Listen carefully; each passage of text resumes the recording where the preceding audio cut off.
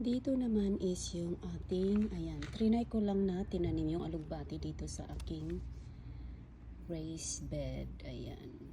So, kailangan niya pala ng kalatkat. Pero ayaw ko siyang pakalatkatin guys kasi.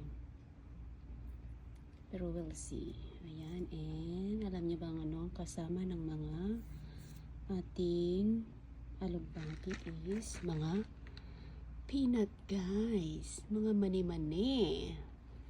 Ang daming tumubo ng aking mga ayan, tanim na mani guys.